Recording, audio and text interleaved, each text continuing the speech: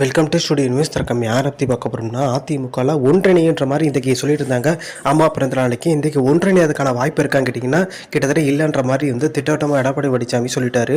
So பிரிஞ்சு சென்றவங்க பார்த்தீங்கன்னா நீக்கப்பட்டவங்க தான் இனி அதுக்கான வாய்ப்பே இல்லைன்ற மாதிரி சொல்லிட்டாரு. இது எடப்பாடி பழனிசாமி பார்த்தீங்கன்னா டெல்லிக்கே சவால் விட்ட மாதிரி டெல்லிக்கு பார்த்தீங்கன்னா ஒரு சில இன்ஃபர்மேஷன் வந்து ஓபிஎஸ் கொடுத்துட்டு தான் இருக்காரு.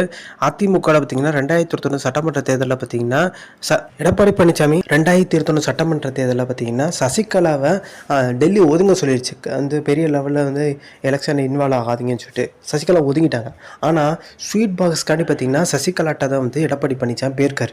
ஆனால் சசிகலா தரமாட்டேன்னு சொல்லிட்டாங்க. இது எதனால் போகிறாங்கன்னா உங்களை இணைக்கிறமான்ற மாதிரி ஆசை வார்த்தை கூறி ஸ்வீட் பாக்ஸ் எல்லாம் கரைஞ்சிட்டா, ஸ்வீட் பாக்ஸ் எல்லாம் பார்த்தீங்கன்னா சசிகலா வீக் ஆகிட்டா கொஞ்சமாக வீக் பண்ணி திருப்பியும் துரோகம் பண்ண தான் பார்த்துருக்காரு. இது சசிகலா பார்த்தீங்கன்னா தெரிஞ்சுக்கிட்டு எந்த ஒரு ஸ்வீட் பாக்ஸும் கொடுக்கவே இல்லை. எடப்பாடி பழனிசாமிக்கு ஒரு நெருக்கடியை தான் பார்த்தீங்கன்னா தனக்கு தெரிந்த பதிலை கொடுத்தாரு. அதனால தான் தென் மாவட்டங்களில் நிறைய முன்னாள் அமைச்சர்கள் தோல்வி சந்திக்கிற மாதிரி சூழ்நிலை உருவாச்சு. குறிப்பிட்ட முன்னாள் அமைச்சர் மணிகண்டன், டிடி தினகரனாலையும் பார்த்தீங்கன்னா அது ஆச்சு. நிறைய கணிசமான இடங்கள் பார்த்தீங்கன்னா அதிமுக தோக்கக்கூடியதுக்கு முக்கியமான காரணம் அமமுக. அதாவது 500 ஓட்டு 200 ஓட்டு அந்த ஓட்டெலாம் பார்த்தீங்கன்னா அமமுக தான் பிரிச்சிருக்கேன். கிட்டத்தட்ட 40 இடங்கள் அப்படி தான் பார்த்தீங்கன்னா போயிருக்கு.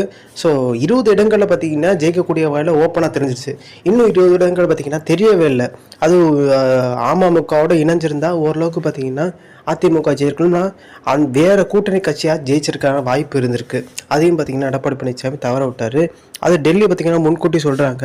ஸோ நீங்கள் இணைஞ்சு பயணிட்டுருக்கேன் டிடி தினகரோட கூட்டணி வைங்க, அப்போ தான் ஜெயிக்க முடியும்னு சொல்லிட்டு எடப்பாடி பழனிசாமி நானே ஒத்தாள் என்று சமாளிச்சிருன்ற மாதிரி எடப்பாடி பழனிசாமி சொன்னால் டெல்லி நம்பி அவர் கொடுத்தாங்க. ஆனால் பெரிய லெவலில் தோல்வி தான் சந்திச்சார். ஸோ இதே மாதிரி தொடர்ந்து பின்னாடி சந்திச்சுட்டு வர்ற கட்சி பார்த்திங்கன்னா அதிமுக ஒன்று. இப்போ தமிழ் மாநில காங்கிரஸ், அதே மாதிரி பார்த்திங்கன்னா காங்கிரஸு, தொடர்ந்து பாமக, இவங்கெல்லாம் இப்போ வந்து பெரிய லெவலில் லைம் லைட்டில் இல்லை. ஒருத்தவங்களோட கூட்டணியை வச்சு பயணிக்கிற ஒரு சூழ்நிலை தான் உருவாயிருக்கு. இப்போ அதே மாதிரி நிலைமைக்கு பார்த்திங்கன்னா அதிமுக போயிடும் போல்.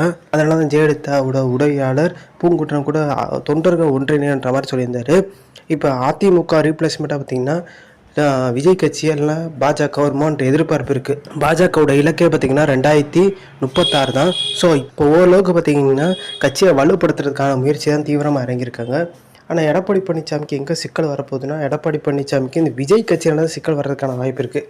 ஒரு கணிசமான இடங்கள் பார்த்திங்கன்னா திமுக பிரிக்குது, விஜய் கட்சி பிரிக்குது, பாஜக தனியாக 2 பிரிக்கிறாங்க, ஓபிஎஸ் டிடி தினகரன் இவங்கெல்லாம் பிரிக்கிறாங்கன்னா எல்லாரும் பிரிக்கிற வகையில் இருந்துச்சுன்னா எடப்பாடி பழனிசாமிக்கு மிகப்பெரிய ஒரு தோல்வியை தான் பார்த்திங்கன்னா இது உருவாக்கும். அதுக்கப்புறம் ஒன்றிணைந்த அதிமுக உருவாக்கணும் எடப்பாடி பழனிசாமி சொல்ல மாட்டார். மித்தவங்களே பார்த்திங்கன்னா ஒன்றிணைந்த அதிமுக உருவாக்குறதுக்கான முயற்சியில் ஈடுபட்டு உருவாக்கிடுவாங்க, எடப்பாடி பழனிசாமி தவிர்த்துட்டு. ஸோ இந்த இன்ஃபர்மேஷன் முடிச்சா like share subscribe. Thanks for வாட்சிங் திஸ்.